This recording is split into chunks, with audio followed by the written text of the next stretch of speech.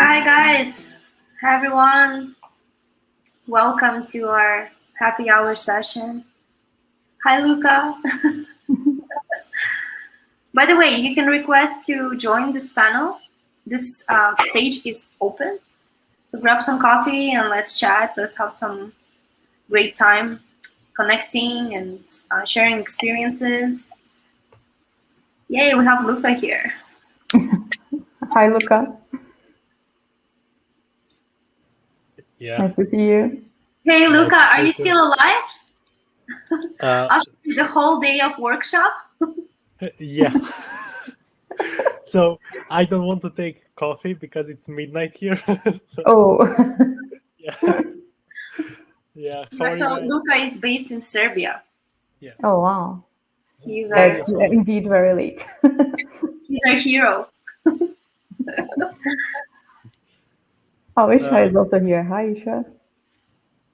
Hi, Vincent. Do we have people here? Oh yeah. Nice. Yeah, Not bots. Samuel, Vincent, Ashish, Isha. Guys, So if you want to, how are you feeling today? I will say bored, casually attending. I always like to put like just an option that is just a bit controversial, just in case. Hey everyone, if you want to join our panel, we can have up to 5 people 5 people. at the same time. But I can leave and we can bring some more people here. You just have to request to join. So how was your experience at Data Science Go conference so far? It's been a 3-day conference. How are you feeling? Did you get to connect with other people from around the world? If you ask me, I don't know to answer because I just joined today, so I didn't have time to be yesterday and the day before. All right. Yeah. Yeah, with me this time is unfortunately the same, but I actually got some talks that I went to see. There was this one from the Unexpected Data. I don't know if it was a talk. I think it was more like a discussion. And it's like those kind of like a different kind of like paths of data science. And this especially is like, I think, a podcast where there are like taboo topics discussed, I don't know, like something with the AI and like kind of taboo topics. So it's quite interesting. I'm really looking forward to catch up with that later. Yeah, it was a session on Friday with Dan Ling and Al Costa Yeah, from exactly. Data and Tech and Trash. Oh, wow. Cool. Yeah, it was very untraditional session. That's important. I like that we have a space for this kind of conversations. It's something that for sure we need to, like the AI is kind of coming for all the areas, and this also happens with the taboo ones as well. So. Yeah. Samuel Garcia, welcome to the stage. Hey, how are you guys? Hello. Hi, nice to meet you. Hello. Nice background too. Oh, thank you. Yeah, so Samuel is the winner of Data Hunt. One of them. Yeah, well done and congratulations. Thank you. Congratulations. It was fun. It was fun doing that to kind of do that alongside all the learning that was happening and the listening. But yeah. Yeah, well done on completing all the steps. Yeah, we're very impressed. Oh, thanks. So Samuel, where are you connecting from? I'm in Brooklyn, New York. So Cool. East Coast. Yeah. How about you, all of you? Well, I'm based in Brazil right now. Same here. We're just in different cities, but still Okay. same country, same time zone. How about in you? Serbia. Okay. Wow. Yeah. Everybody's so far. Yeah. It's just because it's earlier for us, so we're still like. Yeah. What time is it over there currently? Like 1 a.m. for Luca. It's 7 p.m. for us in Brazil and 12 a.m. in Serbia for Luca. Yeah. Matt, I'm in EST. I'm in Brooklyn, so it's 6:11 currently. Hey, Matt. Come and It's join. so weird being here on this end of the recording. It's like I got to get used to it. You will get used to it easy. Yeah, like very fast. So, yeah. Yeah. Coming from a film background, it's very something I'm very used to. Haven't been used to it in about a year and a half, I think, since the pandemic started. And there was no work to be had, so that was my data science transition. So, which was it's been a long journey, a good one though, a good one. I'm glad to have found you all in this community. It's so much better than the film industry, let me tell you.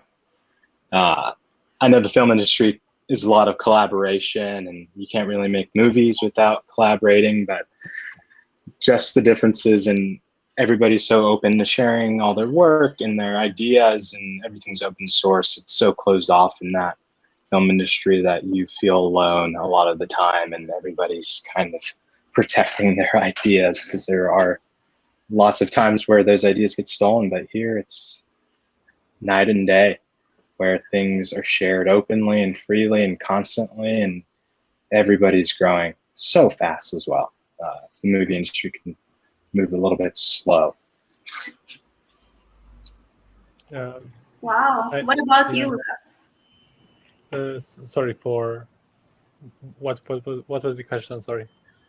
Oh, so Diane is asking, how did you get into data? Oh, okay. So This career. By accident. Data book fall on my head. No, I'm joking. So I was basically first year of my like bachelor's degree, and I was interested in doing some project that was automation, but basically nothing, nothing special. At that point, I didn't know that was AI or machine learning, whatever, but I didn't know how to make it. And I asked my professor, one of like whom should I ask, and he pointed me to another professor from another faculty.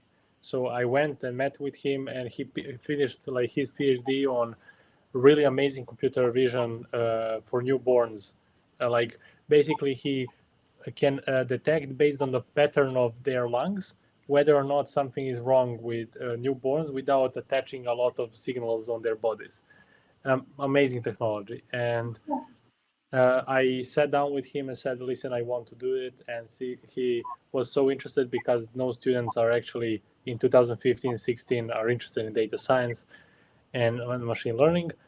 And we formed a group of my friend, myself, and that professor, and basically gave us a task to solve some data mining on the Twitter. And after that, I felt in love with data and started basically studying and doing on my own. And after I moved, after that I moved to Latvia for my. I got a scholarship for their stipend or whatever, and because I spent 6 months there, I had a lot of time to study on my own. And because I love education and transferring knowledge, I formed there the first data science curriculum, which is still alive and up and running by another professor that took after I left. So they gave me a classroom, projector, everything for 3 hours every Friday. So I was learning to make it happen at that Friday. So it was boosting my learning a lot. And that's how I actually learned it and entered the data science. Wow. Amazing story. Yeah. Now, Luca, did you find that you maybe picked up data science a little bit quicker since you were also teaching it at the same time? Yeah, definitely. Definitely. But one thing that I see like that I didn't quite understand at the beginning is um, a background from other areas is really needed. So having only computer science background is BS, to be honest. Like I have it, and I finished like I'm currently a PhD student, and everything is a computer science. So I am a lot in business right now because I'm leading my own startups, and I needed to learn that. But once I got into the area of into the real job of machine learning, I didn't understand a thing about the data, and how am I supposed to optimize anything if I don't understand what I'm looking at? So, like for example, I had one of the first projects working with electricity data. I didn't know like what is the megawatt versus kilowatt. Like how am I supposed to optimize anything if I don't know that basic things? So uh, and based on that thing, there are a lot of people coming from other industries, such as yourself, with a lot of other like perspectives on and views on the problems that might not be like logical to learn when you are just in the computer science, and they are scared. And from my perspective, they are in much better luck than what I was when I started because of those backgrounds and views. So yeah. Yeah, I think you make a really good point there. I almost feel as if maybe you have a certain thinking mode that would set you down a certain logical path to get from problem to answer or solution, where maybe somebody else wouldn't have those thought processes almost ingrained in them yet. And so it allows them to come from a more, I guess, say lack of a word, like a sponge-like brain that like anything's possible. I don't know what I'm doing, so let me just try everything. But in some cases, like data science, that actually tends to kind of work out sometimes. At least that's what I found with myself learning. That was one of the most difficult thing, was transitioning from just so abstract thought and colors and shapes and sounds and all these things, and it's not very logical or linear at all. And then getting into this field, it's a little bit of both. You have that logical, but then it's also very nice to come out, think about how to solve a problem in sometimes what may be an illogical way. Yeah, that's Yeah, one of the things I like about data science. That is something that is quite democratic. Like pretty much every field can be, like someone that comes from every field can be joining the career. But of course, we're going to have to learn different things. So in my case, was also like the thing that I came from, actually from physics. So I have this background that maybe I already learned how to think like critically and so on. But then there was this part of like, I don't know anything about business. I have no idea how to talk to clients. I have no idea how to, like just understand like this thing of like building a product and so on. So this is something that for me, it's also something that I had to learn. And though maybe the part like model, like programming or learning how to build models was not something so complicated, although it's a bit more abstract and so on. So but it's quite interesting to see these different perspectives. Sorry, Luca, you were saying something? No, nothing special. Like I just wanted to say to Sam, like first thing that popped in my head, because when you said that you're coming from the film background, is, damn, you must be amazing on visualizing things.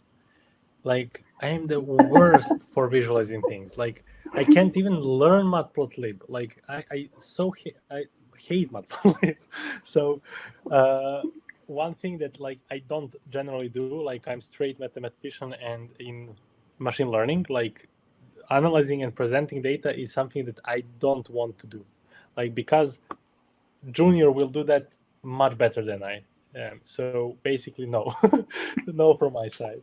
So that's what I see. Like you must be great at that. Like that is creativity.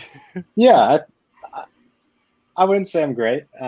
There's always room to grow.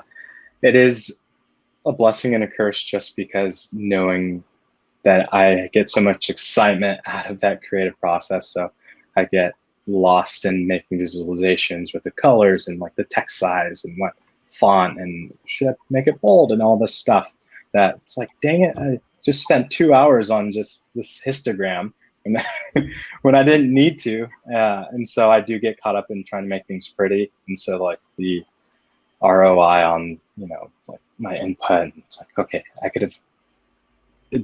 gotta, you know, stop myself when I actually stop. Wait, like I'm wasting time when something that I'm presenting is so easily understood that I don't need to continue trying to make it pretty for people. I'm not sure if you're wasting your time. Like it might be from perspective from other people, like from yourself, sorry, but from other people, I don't know. Like I can give you my experience with, like, I built whole product Scooby AI. I don't know how familiar with that you are, but basically a startup where you log in on your dashboard and creating an account similar to LinkedIn, where it will scatter the internet and find relevant jobs for you and match you based on skills, percentage, and everything. And one part of that was actually the projection dashboard, where you can see like where you matched the most, what skills got you that many jobs, what are the skills that will get you that many, and so on in the future. Projection on many different levels, so you can improve yourself along some timeline. And for me, when I created that, graphs was the top notch. Like everything is understood, and like everything on the right spot.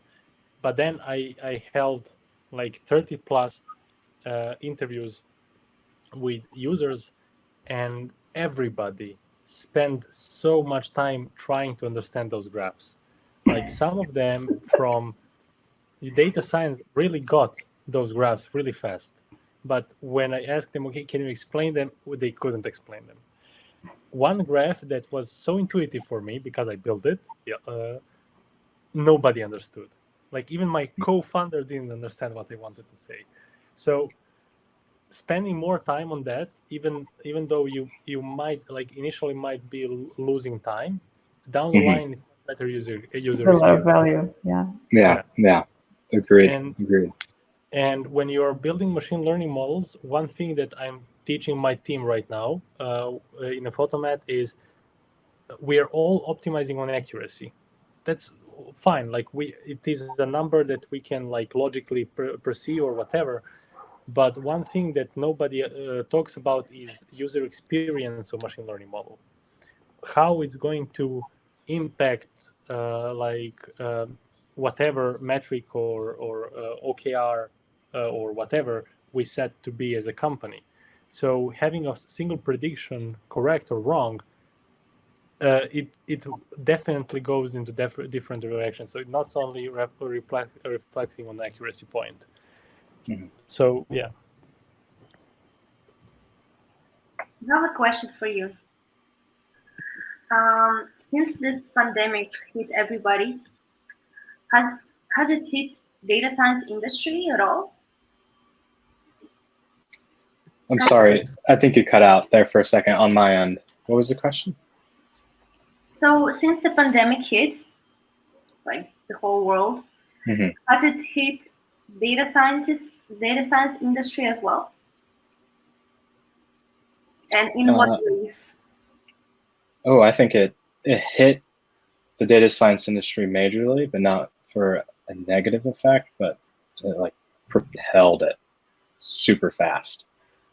Just because I think everybody became more digital, and right. Yeah. All the data that was being, transferred from person to computer to data scientist was immense. And I didn't know how it was prior to that, so I don't want to speak too much on it just because I just started data science in January. I learned computer science last March, learning that and then getting into data science. But if either Rosana or Luca want to add. No, I agree with you, Samuel. There is like this kind of like speed up of the digitalization of the data science process, because, for example, even for schools, like we have like a lots of kids in schools, and then they need to, get class, and it's they need safety and so on. So, for example, this is one of the ways. But I think one of the, at least to me, one of the most exciting things that happened is that not only in data science actually, but in general, is that people started to collaborate, because everything used to be so local before. So, for example, right now, like we are like in Europe, in like in America, and like maybe other continents as well. And this is something that we finally learned, that we can have. For example, nowadays I have a study group with a bunch of girls from literally all the continents, and we managed to meet almost once per week. And then this is something that is quite exciting, and it's something that would never cross my mind, like to do it, because we wouldn't even do that before. Hi, Monica, nice to see you. Hello, nice to see you. Nice to see everybody. How's everyone doing? Doing great. Doing good. Doing really good. You know what the cool thing is about learning with people from different continents and just all around the globe is like how similar and how easy it was to learn with them. It's like I'd been sitting in a classroom since second grade, and there was no barriers between that transfer of knowledge between one person to another. I don't know if you all feel the same way, but it was just really easy. Yeah, I think there is this thing of like, at least to me, like I transitioned into data science about, it's hard to say, but I would say like around 2 years ago. And I was still in academia, learning and having my study group, and then I moved into more like an industry. And it was so hard to find your people, like find the kind of people that want to do the kind of stuff that you want. For example, for me, I was like interested in climate change and all because social impact things. And but I was still surrounded by a bunch of physicists, like doing very like deep technical research. And this is also amazing, of course. But I was kind of like in other vibes.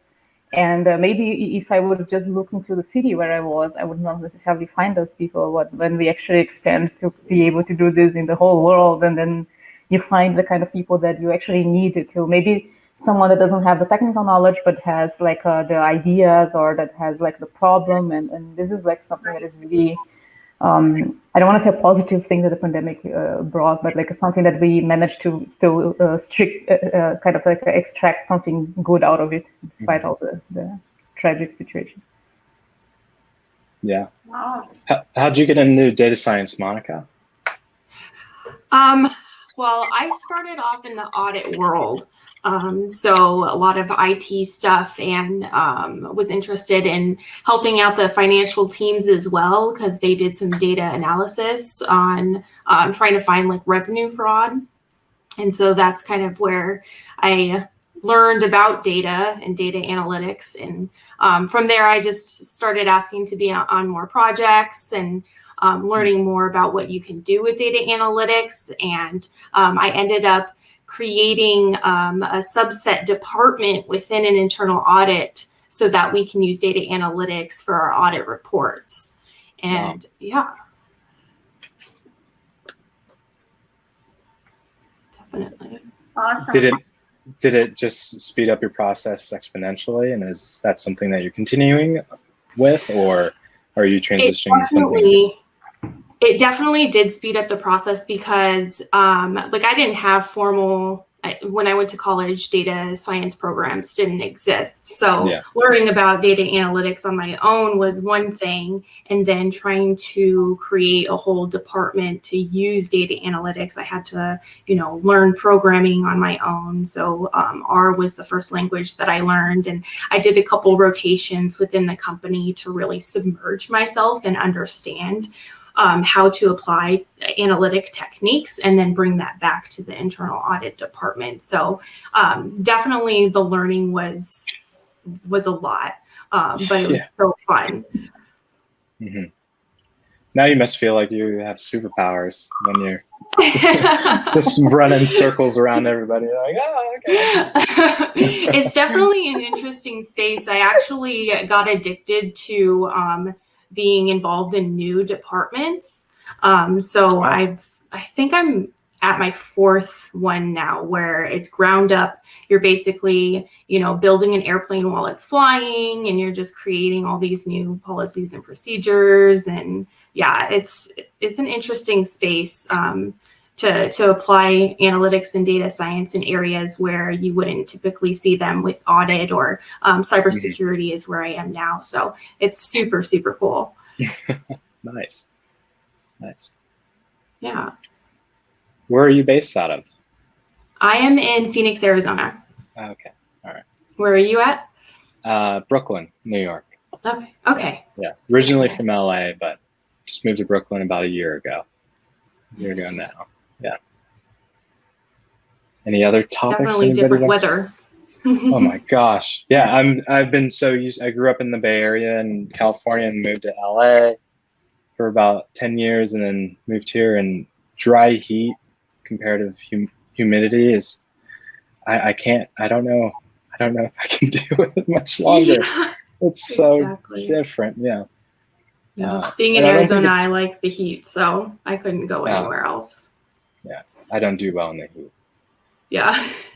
So when it's snowing here, I'm walking like 5 miles a day. I love it, but and everybody else is just, I just want the sunshine back. But I'm totally opposite. Just no, just bring on the rain and the snow. I should move. Luke and I should switch places.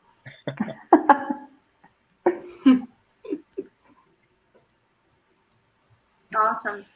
Also, I'm very new to data science industry, and I'm actually an event coordinator at Data Science Go conference. And I've seen throughout this conference that the leaders in data science are constantly learning. Not only leaders, but people just who are working in data scientists, as data scientists, they're always learning. So yeah. I was very impressed by this continuous motivation that you have, and it's very impressive. I think that is such a wonderful thing to be happening, especially with this industry, because in other industries you kind of get to the top and you're like, all right, I know it all, I don't need to learn anymore, and you just stop that self-motivating, and you kind of become a leader with a whip. But in data science, you're learning and you still feel like you don't know anything, and you may be at the top and you're leading with everybody else, like you're on the front lines, you're learning from others, and to be able to be a part of that environment where there's absolutely no wrongdoing, there's no hand slapping, but it's more of like, oh, okay, yeah, you messed up. Like I mess up 10 times a day already. But it's awesome to have that be the case for data science. I would completely agree on you on that point, but also because I think there are some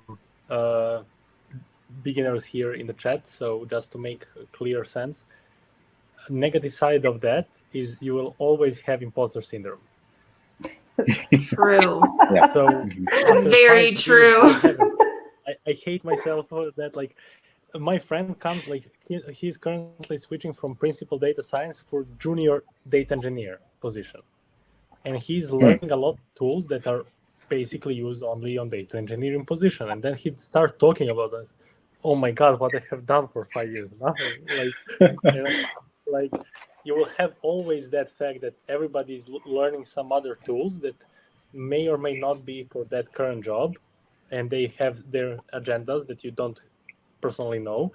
So having that and speaking with other people will definitely, especially looking for LinkedIn, and everybody is working for 48 hours a day and no sleeping, of course. So it's basically a bit different to stay like normal and be focused. So yeah. No, that's true. Like, I think that one of the things that happens, at least, I mean, I don't know how old you guys are, but unless you are like someone in your 20 somethings and you are like just coming out of college or in college, chances are that if you are in data science, you had a career before, and it means that you already had to go through this path of becoming a humble person, understanding that you have to learn something new. And and then there is the other thing that is like apart from the fact that you have to be always learning because technology is always changing, and it's very, very true. There is the other side that data science is something that is so broad because it's a tool, right? It's a tool that can be applied into pretty much any sector out there. And that means that you cannot become like a special, I mean, you can become, but this will require a lot of time. So for example, chances are that you won't be a specialist in NLP and computer vision and I don't know, GANs and like data engineering and deployment, like all those things at once. You might know a little bit of everything, and that's good. But chances are that you're going to specialize in one of those things. And just from the technical perspective, and also in terms of like, that's the thing that I always say to people, for example, people that are transitioning and I do some mentoring and so on. I always ask, what kind of sector do you want to work? For example, because the chances are that the techniques and methods and so on that you're going to use, let's say in the field of energy and so on, is going to be the same that you're going to use in medicine. I think there is some do you guys hear us also some echo? Oh, there you go. Okay, I think now it's good. But yeah, like this is something that is, then you kind of like need to, if you want to learn things and at least kind of like manage this frustration of not knowing everything, is just trying to understand where are the things that are actually relevant for what you want to do with your career. So, hi, Svetlana, nice to see you. Hello. Hi, I didn't really wanted to kick Diane, but thank you for letting me in. I'm about to leave because it's almost 1 a.m. so I'm going to sleep. I have a job to do. That's very fair. So yeah, nice talking to you guys. And one more thing about that, one thing that I just realized about that imposter syndrome is the time, not the fact that we don't know something, but the time is like pressuring us on some things that we don't know. So there is actually no time limit. Like, enjoy the process and learn on your own path. So there is no like right or wrong. Like, if you can learn deployment in 5 years, just learn it in 5 years. That's fine. So everybody's on their own path, and comparing to anybody else, I'm personally doing that every day. So don't do it. So yeah, that's it. Great meeting you all. Let's connect on the LinkedIn if you want. Just send me a message and let's chat and meet. For sure. Definitely. Nice to meet you, Luca. Bye. Nice meeting you, Luca. Great to meet you, Luca. Have some good rest. But yes, and I wanted to add the imposter syndrome is freaking so real. I did not think about it until I read about it somewhere, not that far, not that long ago. But then I was thinking back into my career and the years, and I thought that, wow, it definitely applied to many steps or missteps that I have done or did not actually take an opportunity. And that's very often is something that I think we all experience, that there is an opportunity and you feel like, I don't have, fill in the blank, XYZ, and how am I going to do this and that? And it's so important to have someone in your life that believes in you and backs you up. And I was fortunate enough to have a number of friends that were standing behind me and telling that, look, you always can say no later, but take this, try this, and who knows, it may actually work. And something not necessarily related to data science, but this about 10 years ago, I had an opportunity to, I was invited to work on a book. And the book was I was invited as an editor, and the book was in Russian and English, so I had both sides of the story, I guess. The part that was questionable to me, the book was in space biology and medicine, so I knew space, but biology and medicine was totally not my area of expertise. And I was wondering if I should even accept that or not. I would have to work with authors, but so not necessarily all the content would be generated by me. But my very wise friend told me that try, at least give yourself 3 months and see if it works. And it was a little longer than 3 months, about 2 years that took me to complete that book. But the book is published. And so it's, had I not taken that opportunity, right? Yes, thank you, Monica. Had I not taken that opportunity and not listened to my friend, nothing would happen. And I would not have the experience of working with a gifted team, and then also have something very tangible in both languages, in Russian and English published. So definitely take an opportunity. If anything else you take from as a learning experience, is that you always can say no. Try to say yes first to your opportunity and see what happens. What comes out of it. I completely agree with that. I find imposter syndrome very fascinating because it happens to me as well.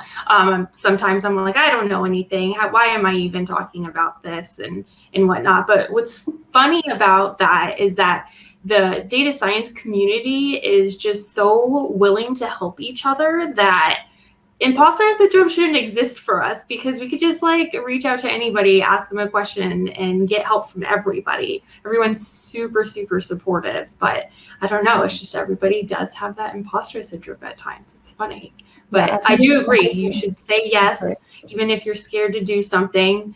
Say yes, be uncomfortable, step outside of your comfort zone, do it, try it out. You might like it. If you don't, that's okay. Yeah, that's something Monica, I wanted to share was saying as well. I did say recently. Yeah, I recently did say yes, and I enrolled into a PhD program, and so PhD in data science. Nice, congrats! Of course, ask me one year that I'm probably going to be crazy, but I started my first course and been about 4 weeks now, and it's going along.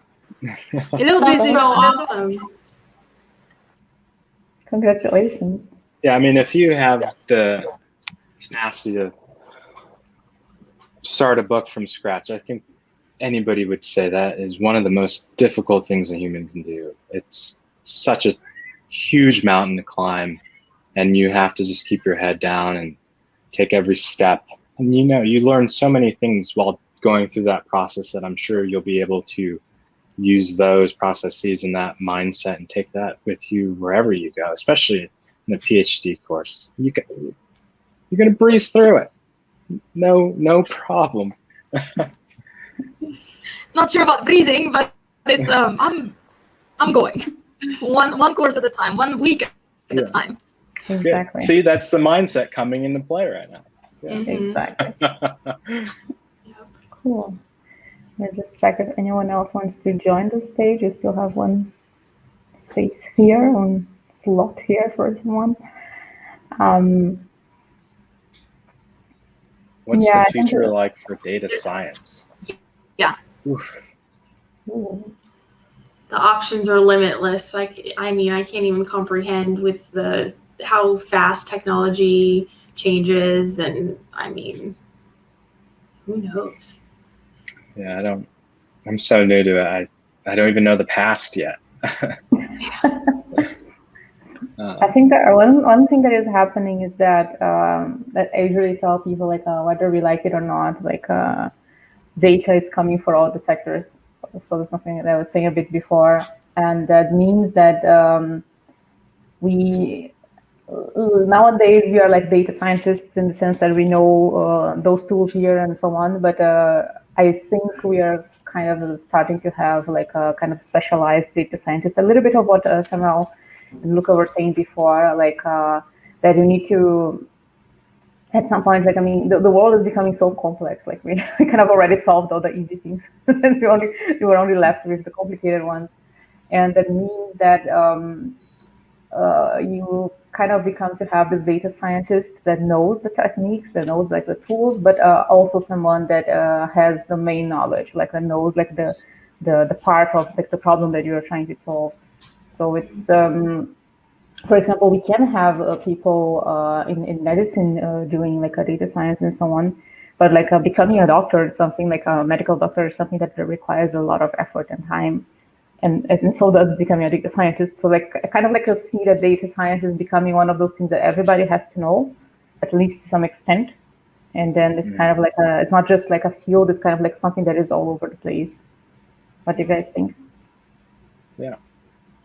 I wish I could add more, but I do have to run. But it was nice meeting you all. And what a wonderful way to end a 3-day virtual conference. I'm so lucky and grateful to have met all of you and learned with every single one of you.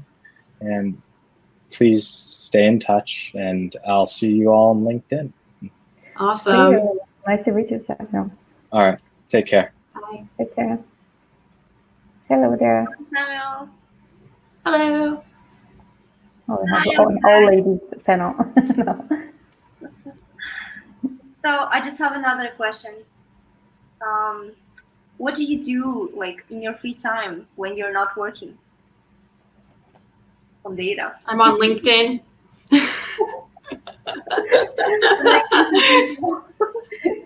I don't want to say this is a bad thing, but like nowadays I have been working so much that I barely sleep.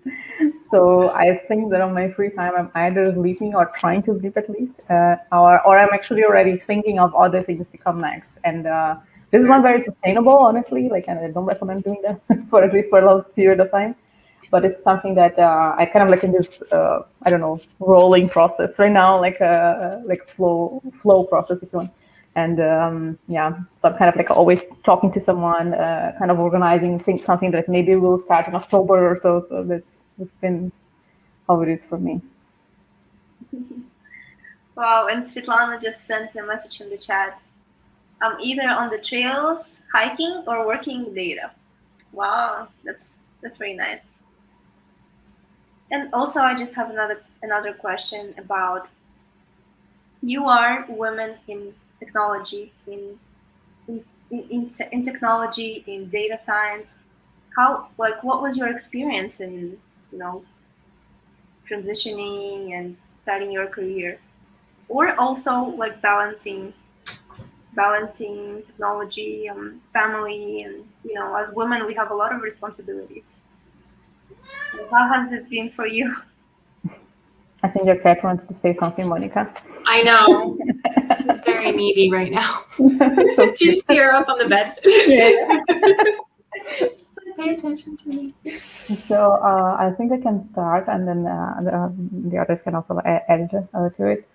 So yeah, like being a woman is something that, like, I always say, like, sometimes people ask me how it is to be a woman. Like I usually say, like, I don't really know how it is not to be a woman, because this is True. the only experience I have. One of the days I had someone ask me, is it worse to be like someone from Latin America? Is it worse to be an immigrant? And I was like, well, I don't know. I've been all of those things.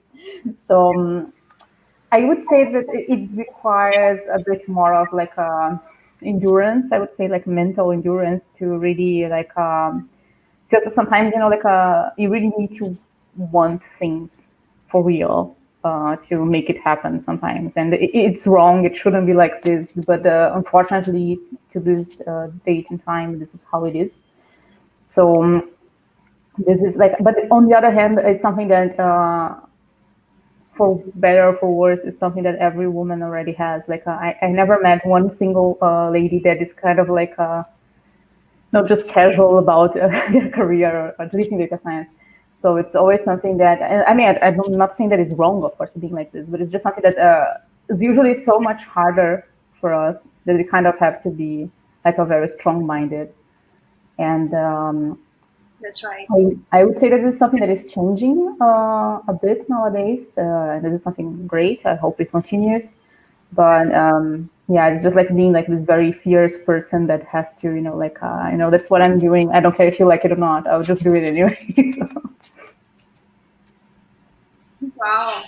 What about you, Svetlana? I really did not have to change, I guess, anything. My background, I did get education in former USSR, and then it became Russia. And I moved to United States in late 90s. And then from there, I got a job at NASA, and really did not, I mean, always, pretty much every team I am in, whether a part of the team or leading a team, most of the time I'm the only female, or sometimes one or two more, but a very underrepresented, that's for sure. But I never really had to prove that I know something. It was not, and it's because most likely into the attributed because of the overall culture within NASA is slightly different from other industries.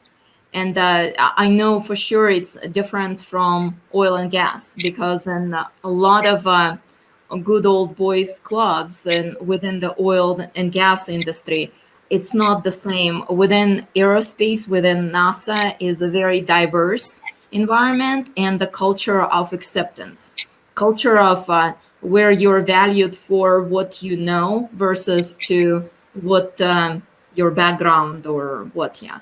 So it's, I guess from that perspective, I was definitely blessed, and I didn't have to use my elbows to get or just tell that you deal with that.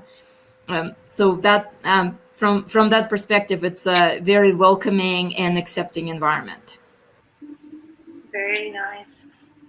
Yeah, it's very inspirational for me to hear your stories and how you're managing to be a woman in tech, and like Rosana said, you have to be very strong-minded, and Svetlana said that you don't have to prove yourself, you just be yourself, basically.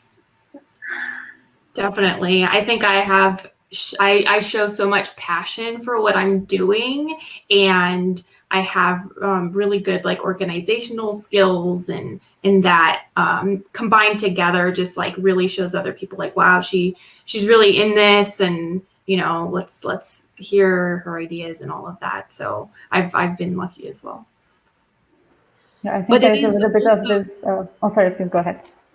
I was gonna add to what Monica said, is that your communication skills, regardless whether you're male or female, the soft skills, the communication skills, how you present yourself, and how you present your idea is very, very much will depend the success of that your idea at the end. Very true. Absolutely. Yeah. So if anyone that's listening and have a question as far as the communication skills, please think about the story that you want to present with from your data. That the data storytelling is extremely important. It's so true. It's a little bit of what we were talking about before with Samuel, this idea of he was coming from the movie industry. And we were talking like, oh, you must be like some sort of like a god for visualizations. It's something so important, because it's really like one of the things that I do like in this mentoring part together with Omdena and also outside of Omdena is like this preparing teams for presentations and so on. And this is something that it's very common that you have people that are brilliant with building models, with even sometimes like posing questions and so on. But there is this gap in learning, because I think people really think that visualization is or storytelling is just about making plots, and it's really not. So I think it's very important this that you are highlighting, Svetlana, because in the end, no idea becomes a reality or a product or something if we don't manage to convince people that this is relevant. So, very true.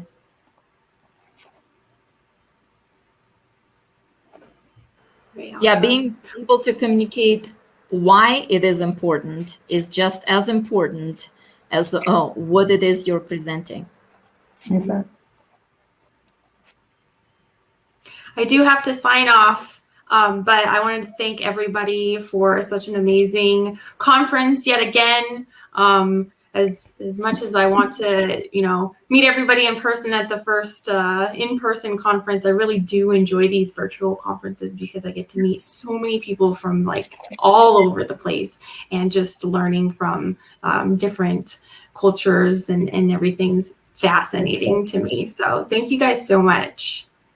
Thank you. Thank you, Monica. Thank you, Monica. Right. Bye, Yeah. Nice to see you again. I have to sign off too. I actually have a homework that I need to submit tonight, so I need to get working on it. But it's definitely been such a pleasant experience, and meeting again, as Monica said, from all over the world, and people from the other side of the world, not just from United States or from this side of the globe. And it's great. And so I definitely want to say that keep it up, and wish to continue virtual as well as we do need to have in person. There's nothing can be replaced with the in-person contact, but it's creating connections, because I actually looking right now on my LinkedIn, and I see Viviana. And Viviana is a person that I met here at probably 2 or 3 times. I met her at the DSG Go virtual.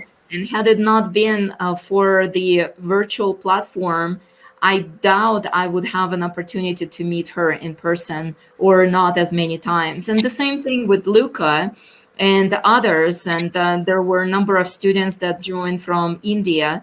And not everyone can afford to fly to United States.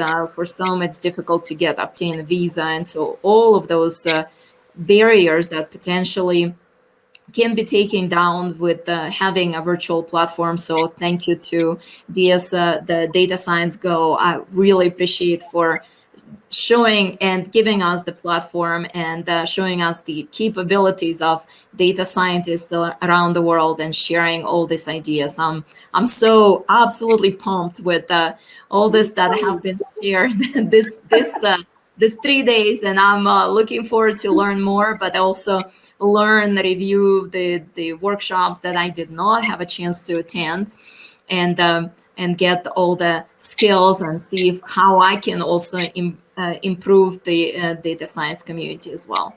So Thank you so much. Thank you, Diane, and thank you, Rosana. I'm looking forward. I did see that connect, and I looked at, oh, well, we already connected, so I don't need to connect with you. You're doing that now. Right. I forgot. So anyway, I'm looking forward to interaction, and please keep in touch, and do not disappear. And if you ever need to have a person to talk or what, I don't sleep a lot, so I'm always either on LinkedIn or on Teams or just on my computer. So tag me, and I will definitely be really happy to chat with you about just about anything. Have a great time, and I'm looking forward to the next event. Bye, guys. Bye, Svetlana. Thank you so much. See you. Actually, I don't know what are we supposed to be wrapping up for now, or? Yeah, I think we can wrap up. Okay. It's about time, so. So I would also like to take the opportunity to also thank you all for, just making it happen, just like giving us the space, like everybody that is here and that were here earlier in the last days.